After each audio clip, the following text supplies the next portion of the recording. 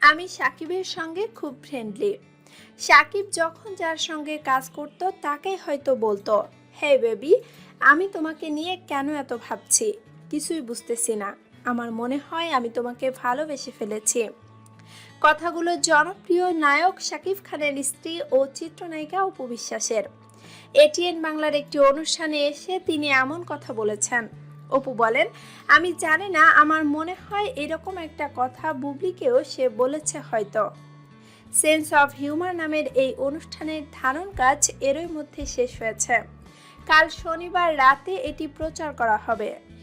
অভিনেতা ও উপস্থাপক শাহরিয়ার নাজিম জয়ের উপস্থাপনায় এই অনুষ্ঠানে অপুর কিছু কথার ভিডিও এরই মধ্যে ফেসবুকে আপলোড হয়েছে। সেখানে দেখা গেছে তিনি সাকিব, বুবলি সহ আরও অনেককে নিয়ে খোলামেলা কথা বলেছেন। অপুর নতুন টেলিভিশন অনুষ্ঠান নিয়েও অনেকের মধ্যে বেশ আগ্রহ তৈরি হয়েছে, যেমনটা হয়েছিল বেশ কয়েক মাস উধাও থাকার পর একটি বেসরকারি চ্যানেলে সন্তান সহ হাজির হওয়ার সময়। দীর্ঘ অভিনয় জীবনে অসংখ্যবার টেলিভিশন অনুষ্ঠানে এসেছেন অপু বিশ্বাস।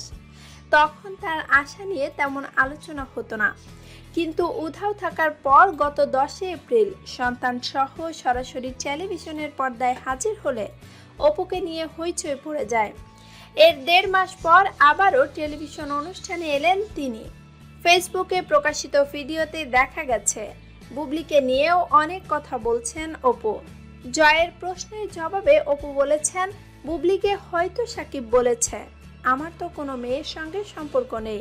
অপুকে, ওকে তো আমি চিনি না, জাস্ট ভুলে যাও।